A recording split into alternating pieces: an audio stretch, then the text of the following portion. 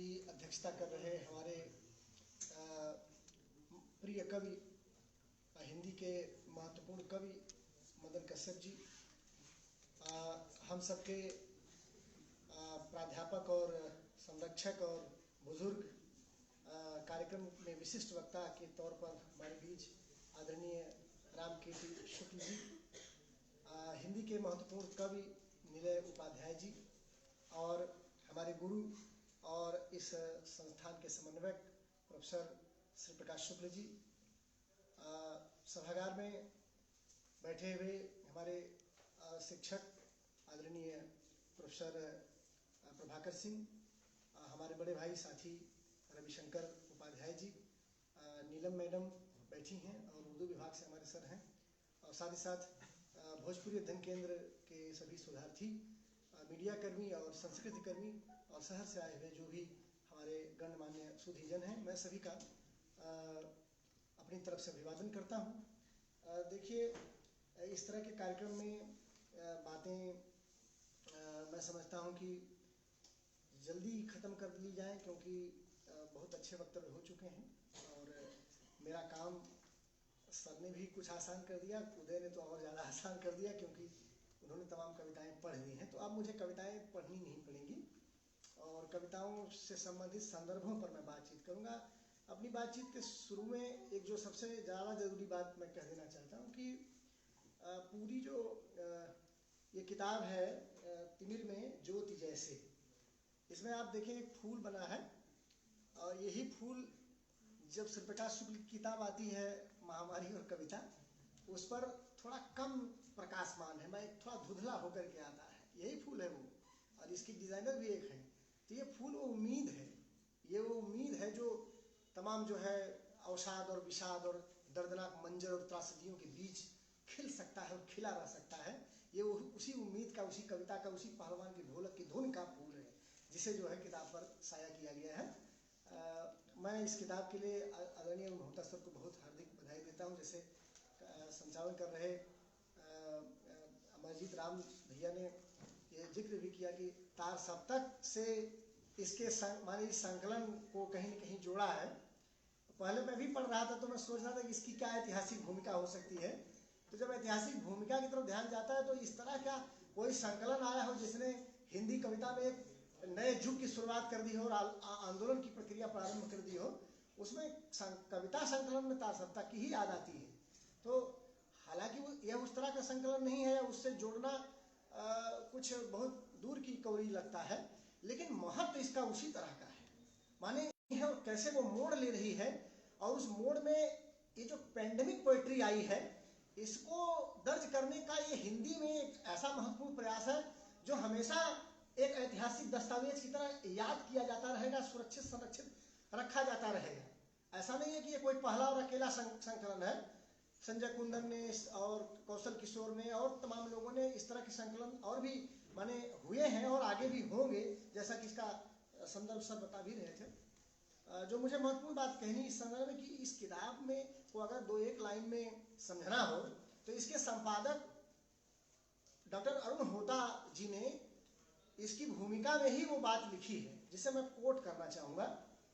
उन्होंने लिखा है कि कोरोजीवी कविता में ईश्वर के ऐश्वर्य और प्रभुता एवं सत्ता तथा व्यवस्था को ठुकरा कर मनुष्य की अपराजेय शक्ति और सामर्थ्य को स्थापित करने का प्रयास है। माने एक तरफ ईश्वर का ऐश्वर्य है, उसकी प्रभुता है और उसकी व्यवस्था है, और दूसरी तरफ मनुष्य और मनुष्यता की शक्ति और सामर्थ्य, उसकी वह दुर्दम जिजीविषा है जिससे वो हर हाल में उठ खड़ा होता है, लड़ बैठता है। तो ये इस किताब की का उद्देश्य और इस किताब में संकलित कविताओं का जो मूल मर्म है वो यही है कि यह देव संस्कृति और ईश्वरता के वरक्ष मनुष्य सभ्यता और संस्कृति की उस जिजीविषा और उस मनुष्यता के संघर्ष करने की जो क्षमता है, उसका बिगुल फूंकता हुआ ये काव्य संकलन है। ये उस तरह का काव्य संकलन है। इसमें बड़ी महत्वपूर्ण स्थापना इसी संदर्भ से कविताओं के माध्यम से भूमिका में अरुण होता जी ने भी किया है, और इसी से संलग्न पुस्तक महामारी और कविता जो श्री प्रकाश शुक्ल जी ने लिखी है। इन दोनों किताबों में ईश्वरता से निरीश्वरता तक या ईश्वरता से निरीश्वरता की तरफ अग्रसर हिंदी कविता और उसका जो निहितार्थ है उस पर बातचीत की गई। भक्ति काल के बहुत से कवियों को खासतौर पर रैदास और तुलसीदास के बहाने अरुण कमल तक जो है इस किताब के माध्यम से और महामारी और कविता में भी इस निरीश्वरता ने कैसे मनुष्य अंततः मनुष्य की सामर्थ्य और उसकी जिजीविषा को ईश्वर और देवता या देव संस्कृत के वृक्ष बीच विमर्श में ला खड़ा किया है। ये दोनों का सबसे महत्वपूर्ण योगदान है। जब भी इन कविताओं को याद किया जाएगा उसका जो न्यूक्लियस है वो बस यही है। और अरुण होता जी ने बहुत ठीक ही कहा है कि परिवेशगत संलग्नता का जिक्र करते हुए कि छायावाद के बाद यह पहली बार हुआ हिंदी कविता में ठीक ढंग से जब कवि अपने परिवेश के साथ इतना इन्वॉल्व होता है, इतना ज्यादा उससे रूबरू होता है, संसक्त होता है। तो प्रकृति के साथ जो मेल जोल है, कोरोना काल की ये जो कोरोजयी कविताएं हैं बहुत सीधा और बड़ा आत्मीय संवाद प्रकृति के तत्वों से करती हैं। यह माने बहुत माने अद्भुत है कि छायावाद की दो विशेषताएं, एक तो परिवेशगत संलग्नता और दूसरा अमरता और देवत्व और ईश्वरत्व के बरक्स मनुष्य की ताकत की स्थापना, ये दो प्रवृत्तियां कोरोना काल की इन कविताओं के साथ जुड़ती हैं। आप जो है कामायनी पढ़ते हैं तो कामायनी मन जो है उसी देव संस्कृत के ढूह पर बैठा है जिसका रुदन कर रहा है, वो देव संस्कृत का ही ढूह है। और जब मानव पैदा होता और श्रद्धा और ईड़ा मिल करके दूसरी संस्कृत बनाते हैं वो मनुष्य संस्कृति है। तो देव संस्कृत के बरस मनुष्य संस्कृत की स्थापना प्रसाद वहां कर रहे थे। और महादेवी तो लिखती हैं कि रहने दो हे देव और यह मेरा मिटने का अधिकार, माने मरना और मिटना यह मनुष्य संस्कृत का लक्षण है। देवता तो अमर होता है, अमरता में जड़ता होती है। तो दोस्तों ये माने हमारे यहाँ परंपरा मौजूद है कि मनुष्य की शक्ति को कविता अपने आप में ही असल में कविता को सर ने कई जगह लिखा भी है। राजशेखर का वो कोट है जिसमें वो कवि को परिभू स्वयंभू कहता है। वो कहा ही इसीलिए गया क्योंकि ब्रह्म जो है दुनिया बना सकता है लेकिन कवि क्या बना सकता, मनुष्य क्या बना सकता है। तो मनुष्य में जो बनाने वाला है वह कवि है। जरूरी नहीं कि कविता ही लिखी जाए, बढ़ई भी अपने आप में कवि है, मूची भी अपने आप में कवि है। कविता हर समय हरफों में नहीं लिखी जाती, कई बार वह जो है अपनी क्रियाओं में भी होती है। जैसे अभी विजयनाथ मिश्रा ने वह कविता ही लिखी जाकर गाँव में, जरूरी नहीं कि वो हरफों में हो, बयां की जाए। तो ये जो कविता है ये कहने का मतलब इन संदर्भों से आप अगर देखेंगे तो आप पाएंगे कि हिंदी में इसकी पूरी परंपरा मौजूद रही है। और निरीश्वरता का जो संदर्भ है आप ये देखें कि मैं इसमें एक बात बोलना चाह रहा था कि जो है जो लोग समझदार हैं, पढ़े लिखे हैं या कवि हृदय हैं या सहृदय हैं, वे तो कोरोना काल या इस भीषण त्रासदी के समय ईश्वर के प्रति क्रिटिकल अप्रोच रखते हैं और रख सकते हैं। आप ध्यान देंगे तो आप पाएंगे कि ठीक इसी के समानांतर जो आम जन ठेठ अपढ़ गवार आस्थावादी भारत की दुनिया समाज है उसमें कोरोना ने आस्था और ईश्वरता को और जोरदार ढंग से स्थापित कर दिया। यानी कोरोना माई की कल्पना और उस पर मंदिर उनके बन जाने, पूजा पाठ, कराही चढ़ना, समूह में कराही खेतों में बैठकर कटे हुए गेहूं के बीच जो है महिलाओं ने जो है पूरे पूर्वांचल में ये उपक्रम हुआ। तो ये बताता है कि जो अपढ़ गवार माने जो ईश्वर में पहले से भरोसा करता आया है और जिसके पास उसे प्रश्नांकित करने के लिए समुचित जो है ज्ञान का अभाव है अभी, तो वो निरीश्वर नहीं हुआ। तो यहाँ ऐसा नहीं कि तब ये कविताएं झूठी हो गई। गौर करिएगा, मैं यही कहना चाह रहा था कि कविता और साहित्य हर समय लोक को अभिव्यक्त ही नहीं करता, कई बार उससे टकराता भी है, उसे टक्कर भी मारता है सींग से ऐसे कि देख खोदता है कि ये क्या कर रहे हैं, वो टकराता है। कबीर के बारे में पीपा एक संत हुए, हम बच्चों के सभी जानते ही हैं। पीपा ने लिखा कि जो कलिकाल कबीर न होते तो लोग वेद और कलिजुग मिलकर भगत रसातल देते। इसमें आप देखिए, वेद तो रसातल पहुंचा देगा, कलिजुग भी माने यंत्रवादी सभ्यता की तरफ उनका इशारा है। वेद का माने शास्त्र के खिलाफ तो कभी कविताएं हैं ही, शास्त्र ने जैसे हमें जो है उसमें बांधा वो तो उसका विरोध करते हैं, लेकिन लोग को भी पीपा ने लिखा है कि लोग भी फंसाता है। लोग हरदम बहुत प्रगतिशील, बहुत खूबसूरत, बहुत शानदार नहीं होता। लोग ज्यादातर स्थितियों में वह ज्यादा बंद समाजों का प्रतिनिधित्व करता है। इसलिए ये जो कोरोना काल की कविता है, निरस्वरता के बहाने यह उस लोग की उस जबती हुई या ठहरी हुई मानसिकता या आस्था या भरोसे से टक्कर भी लेती है। क्यों? क्योंकि कविताएं साबित करती हैं कि ईश्वरता ने कुछ नहीं किया। ऐसी तमाम कविताएं, संजय कुंदन की यह सभ्यता कविता, महाबली का डर कविता, या इस संग्रह में स्वप्निल श्रीवास्तव की महाविपत्ति में ईश्वर शीर्षक से ही कविता है। महाविपत्ति में ईश्वर को ही महाविपत्ति में बता दिया है। तो ऐसे तमाम कविताएं हैं। यह जो है इस दारुण समय जैसी कविता। तो एक बात तो यह जो मैं कहना चाह रहा था, और दूसरी बात कि इस संग्रह के माध्यम, इस संग्रह में जिस तरह की कविताएं आई हैं, जैसा कि सर बता भी रहे थे कि अशोक वाजपेयी 80 साल के कवि और गोलेंद्र पटेल 20 साल के कवि, माने एक बहुत बड़ा दायरा है। आप गौर करेंगे तो आप पाएंगे कि इस संग्रह में केरल में कविता लिख रही अनामिका अनु अगर हैं, संग्रहित हैं, तो कश्मीर में कविता लिख रहे कमलजीत चौधरी संकलित हैं। आप देखेंगे तो तारो सिंधिक की कविताएं जो अरुणाचल के हैं, तारो सिंधिक की कविताएं इसमें दर्ज हैं। तो इसमें पूर्वमालव जो राजस्थान में है और अनिल पांडे जो पंजाब फगवाड़ा में कविता लिख रहे हैं। तो ये देखिए जो इसका आखिर भारतीय स्वरूप है, माने केवल हिंदी पट्टी में या जो है हिंदी प्रदेश में कोरोना पर कविताएं नहीं लिखी गई हैं। तो उस पूरे दायरे को कैसे ये संकलन समेटता है। और इसमें बड़ी जो संवेदना के स्तर पर जो महत्वपूर्ण बात है, ये पूरी की पूरी कविताएं उम्मीदी और नाउम्मीदी के बीच झूलती हुई संवेदना की कविताएं। जैसे मैं ये कहना चाहता हूं कि जैसे आप देखेंगे कि राजेश जोशी की कविता है अबू हसन, कई खंडों में 1-2 करके है। अबू हसन जैसी कविता हो, या अनामिका की जो कविताएं हैं, जैसे अनामिका की स्थगित कविता है, इसमें 8 कवित्रियां हैं। कुल 43 कवियों में 8 स्त्री हैं, कवि हैं इसमें।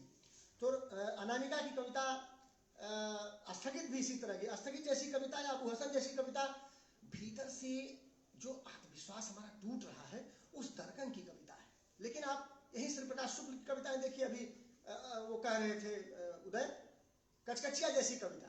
गौर करने की बात है, श्री प्रकाश शुक्ल के की जितनी कविताएं हैं इसमें वो रसोई वाली कविता के अलावा सब पंछी और प्राणी हैं, उन शीर्षकों पर लिखी गई कविताएं। चमगादड़, कचकचिया, फूल सुंघनी और कोयलिया जल्दी गाओ ना, कुंको ना। तो ये देखिए पंछियों को और फूल पत्तियों को, वनस्पतियों को जो साथ लेकर कवि आ रहा है, यहाँ ये उम्मीदी है। और यह परंपरा यूं ही नहीं है। आप देखें वो बड़ी प्रसिद्ध कविता नागार्जुन की माने हिंदी में त्रासदियों पर, अकाल पर, इस तरह की महामारी और भीषणता पर नागार्जुन की कविता क्यों नहीं हमें याद आएगी। अकाल, और उसके बाद उसमें वो देखते हैं आप कि कई दिनों तक चूल्हा रोया, चक्की रही उदास, कई दिनों तक कानी कुतिया सोई उसके पास। कानी कुतिया क्या कर रही थी वहां? कानी कुतिया चूल्हे के पास सोती है, क्योंकि कुत्ते को चूल्हे तक पहुंचने कोई घर का आदमी देगा क्या?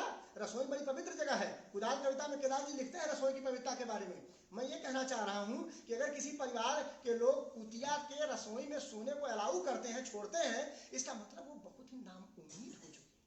उन्हें कोई उम्मीद नहीं बची है कि चूल्हे का कोई काम भी पड़ने वाला, खाना अन्न आना नहीं है, बनना नहीं है, तो कुकुर सोए चाहे बिलार, क्या फर्क पड़ता है, वो निराश हो चुके हैं। लेकिन ध्यान दीजिए कि वो जो जानवर है, जीव है, उसको पता है कि अगर कुछ बनेगा, अगर कुछ पकेगा, अगर उसका अंतिम जो कोई जगह है, फाइनल प्लेस कोई है, तो वो चूल्हा ही है, वो रसोई ही है, जहां वो अनशन करके बैठी है, रुकी हुई है, बैठी हुई है, क्योंकि उसको पता है कि कुछ भी होगा तो यहीं से मिल सकता है। तो वो कुतिया, वो जो जानवर है ना, वो उम्मीदी का इशारा, वो उम्मीद का प्रतीक है। तो नागार्जुन की कविता कैसे उम्मीद, माने मनुष्य ना उम्मीद हो चुका है, लेकिन जंतुओं में भी उम्मीद बाकी है। ये जो अंतर संघर्ष है शिव प्रकाश शुक्ल के हैं वो कैसे उस परंपरा से जुड़ते हैं, आप इस चीज को बड़ी आसानी से इन संग्रहों, इस संग्रह की कविताओं में देख सकते हैं। शैलेंद्र शुक्ल की एक बड़ी महत्वपूर्ण कविता जिसका मैं अलग से उदाहरण जरूर देना चाहूंगा साथियों। इस जो है विभाग के बड़े प्रतिभाशाली कवि हैं शैलेंद्र, और यहाँ जो है मेरी छोटी बहन छोटी बैठी हुई है, शिखा सिंह उसका नाम है। तो कोरोना के बाद जो है ऐसा अवसर आया था कि उसके कई रिश्तेदारों और अपने परिचितों, मैंने बच्चे यहाँ हैं इसलिए मैं कह रहा हूँ कि वो इतना डिप्रेशन में थी कि साइकियाट्रिस्ट के पास ले जाना पड़ा। मैं ही पर्चा कटवाया और लेकर गया, उसके साथ बातचीत की। यानी कई ऐसे तमाम हम सबके परिचित होंगे जो कम रहे थे और बिल्कुल डिप्रेशन में चले गए थे। और महामारी के बाद युवाओं और ऐसे तमाम बुजुर्गों की मानसिकता पर जो बुरा असर पड़ा, उस पर भी हिंदी कविता की नजर है। शैलेंद्र शुक्ल ने कविता ही लिखा है, आत्मविश्वास की टिकिया मिलेगी क्या, आत्मविश्वास की टिकिया मिलेगी क्या, ये शीर्षक है कविता का। आप सोचे जिस समय कोरोना था, मैं आजमगढ़ में था, माने पैरासीटामॉल में आजमगढ़ में खोज डाला, नहीं मिला पैरासीटामॉल। तो टिकिया माने की जो स्थिति है, मैंने भारतीय चिकित्सा पद्धति माने चिकित्सा व्यवस्था की पूरी पोल खोल कर रख दिया। तो दोस्तों आत्मविश्वास की टिकिया तो बनी ही नहीं है, लेकिन कवि जो है आत्मविश्वास की टिकिया की गुहार लगा रहा है। तो ऐसी कविताओं से सुसज्जित है और काव्य विषय तो पूरी तरह बदल ही गया। जैसे कविता के केंद्र में एक बार फिर प्रगतिवाद के बाद ठेले वाले, रेडी वाले, गुमती वाले, मिल मजदूर, दिहाड़ी मजदूर और पुलिस का लाठी और अत्याचार भी, ये सत्ता के खिलाफ जो पूरी माने हिंदी कविता खड़ी होती है। वो तो हमेशा से कविता का स्वभाव ही रहा है, लेकिन सत्ता जब चीजों को आंकड़े में तब्दील करने लगती है और मनुष्यता और संवेदना को वह जो है तथ्यों में पिरोकर कई बार झूठ बोलती है, ये कविता उन्हें झूठ बोलने नहीं दी। जैसे कहते हैं ना कि होंठ या मुंह से तो आप झूठ बोल सकते हैं, लेकिन आंखें हैं जो सच तो कह ही देंगी। ये कविता हमारे जमाने की आंखें हैं, इसमें आप झूठ नहीं बोलना, झूठ बोल ही नहीं बोलने ही नहीं दिए, इसीलिए बड़ा महत्वपूर्ण संकलन है। और अंत में ऑनलाइन क्लास पर भी एक कविता है घनश्याम कुमार देवास की, क्योंकि ये बड़ी अछूता विषय है। ऑनलाइन क्लासेस से बच्चों की मानसिकता पर जो असर पड़ा और बच्चों का खेल कूद और उनका जो तमाम मैदानों में फुटबॉल के साथ खेलना और तमाम चीज़ों के साथ खेलना और अपने में संग के साथ रहना, वो सारा कुछ जो है वो सारी रुचियाँ, उस पर भी कविता देवांश जी ने लिखी है। तो वो आप पढ़ेंगे अगर संग्रह आप लेंगे। अंतिम बात, नया सौंदर्य शास्त्र इसमें आता है। नया सौंदर्य शास्त्र कविता, चूंकि मैं आलोचक की हैसियत से बात करता हूँ हमेशा, तो मेरा काम है कि मैं उसके काव्यत्व वाले पक्ष पर भी थोड़ी बात करूँ। देखिए नया सौंदर्य शास्त्र इसलिए मैं कह रहा हूँ कि कुछ एक चंद उदाहरण मैं दे रहा हूँ। एक कविता है नासिरा शर्मा की, नासिरा शर्मा ने इसका की एक कविता है अम्मा दौड़ो, इस संकलन में है। तारों भरा यह आसमां अल्लाह मियाँ का है, जिसको समझ रहे हो तुम साड़ी उड़ी हुई। माने बच्चा अपनी माँ से बातचीत कर रहा है और आसमान में खिले हुए तारों को और आसमान को देखकर वो माँ से आके कहता है कि माँ चला जरा देखो बाहर, तुम्हारी साड़ी उड़ गई है। क्यों? क्योंकि नीली साड़ी है उसकी और आसमान नीला है और उसमें जो टके हुए सितारे हैं वो तारों से समझ, बच्चा सोचता है कि माँ की साड़ी उड़ गई है। ये भी जरा देखिए। और पूर्वमालव की कविता है चांद और रोटी। माने चांद पर तो मुक्तिबोध पहले ही कहा है चांद का मुंह टेढ़ा है। चांद सौंदर्यबोध का अभिजात प्रतीक है, माने खाए घाये लोगों का वो प्रतिनिधित्व करने वाली चांद खूबसूरती और उसका प्रतीक रहा है, माने वो अभिजात का प्रतीक रहा है। लेकिन चांद जो है कैसे हमारे लोक में बच्चों के साथ जुड़ा, सूरदास लिखते हैं मैया मैं तो चंद्र खिलौना लई हो। आप केदार जी को देखें, केदारनाथ अग्रवाल ने लिखा है चंद्र गहना से लौटती बेर। और लोग बच्चों को जब माएँ दूध पिलाती हैं तो कहती हैं गाँव में कि चंदा मामा दूर के, या तमाम ऐसे गीत रचती हैं।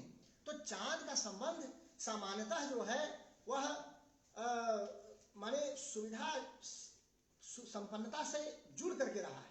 लेकिन चांद को देखकर रोटी जैसा, माने चांद को देखकर पुरमालो लिखते हैं कि मुझे चांद नहीं नजर आता, वो रोटी नजर आती, क्योंकि जो भूखा आदमी होगा उसको रोटी ही नजर आएगा। जैसे सूर्य को हनुमान जी लिए थे, वो उनको जो है फल समझ रहे थे। तो भूख पर यहीं जो है बैठे हुए हैं अमरजीत राम, हिंदी के बहुत महत्वपूर्ण कवि, भूख पर क्या कोरोना में दारुण स्थिति थी, उस पर उनकी एक कविता है मुसहर स्त्रियां। वो लिखता है कि कभी अनाज की मुसीबत आने पर खेतों में जाती मुसहर स्त्रियां चिलचिलाती धूप में तपस्विता भाव से खोदती हैं चूहों की बिलों को, सर्प बिच्छू से बचकर जमीन की तपिश से हटाती हैं मुस्कैल, निकालती हैं गेहूं की सुनहरी बालियां एक वक्त की रोटी के लिए। मुस्कैल में से बाल बीनने का जो उद्यम है और जो इतिहास है, यह सब कवियों के अनुभव में नहीं है। ये अमरजीत राम जैसे कवि जो उस जमीन से आते हैं, मुस्कैल क्या होती है, मुस्कैल खोदने में कितने खतरे होते हैं, इन सारी चीजों के साथ उस कविता अगर आप पढ़ेंगे तो कोरोना के समय में जब एक एक दाने दाने को रोजी रोटी खत्म हो गई, जो रोज गढ़ी खोदने और पानी पीने वाले लोग हैं, उनके लिए कविताएं कितनी महत्वपूर्ण हो जाती हैं।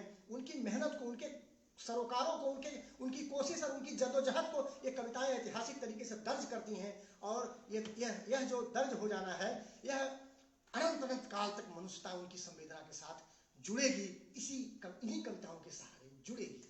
इसीलिए मैं ये बातें अंतिम बात कहकर रोक रहा हूँ कि सौंदर्य बोध का जब मामला आता है तो देखिए, श्री प्रकाश शुक्ल की जो कविता, चूंकि तो तुमने उससे किया था इसलिए मैं भी कर रहा हूँ।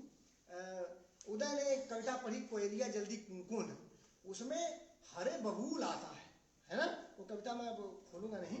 तो दोस्तों आप गौर करिए कि कोयल का संबंध बसंत से, कोई स्नेह निझर बह गया लिखते हैं निराला उसमें लिखते हैं कि आम की डाल सूख गई है, अब वहां पिकिया सिखी नहीं दिखती। तो आम माने बबूल से रिश्ता नहीं बनता कोयल का, लेकिन श्री प्रकाश शुक्ल ने जब कोयलिया जल्दी कूको ना उसका आवाहन करते हैं और उसके पार्श्व में बबूल की हरियाली को रखते हैं, इसके दो अर्थ हैं। ये देखिए बदला हुआ सौंदर्य बोध कैसे कभी चीजों को बदलता है, कविता नहीं कैसे बदलती है। पहली बात, बबूल कटीले पेड़ होते हैं, वो चुभन के, कांटे के, दुख के, पीड़ा के, अवसाद के, वेदना के प्रतीक है। लेकिन एक तरफ तो उसमें भी हरियाली है, यानी आज के समय माने जिस समय कविता लिखी जा रही है, इस समय कटीली चीजें, जो चुभनशील चीजें हैं, वो हरियाली का वक्त है, माने वो हरियाई हुई दिख रही है। और जिससे चीजें अच्छी हो सकती हैं, वो कोयलिया जो हमारे जीवन में राग रंग मनुष्यता भर सकती है, प्रेम भर सकती है, वह जो है कहीं कहीं छुपी हुई है या कहीं दुबी है, वह कूट नहीं पा रही, उसके लिए उचित वातावरण नहीं है। तो एक तो यह कविता दर्ज करती है कैसे, दूसरी तरफ यह भी दर्ज करती है कि श्री प्रकाश शुक्ल जैसे कवि जो चुभने वाले लोग हैं, उनकी हरियाली पर भी खुश हैं, उनकी हरियाली भी उनके ध्यान में है और उसको इनकार नहीं करते, स्वागत है उसका भी। तो बहुत बहुत धन्यवाद ऐसे महत्वपूर्ण संग्रह के लिए मैं बहुत बहुत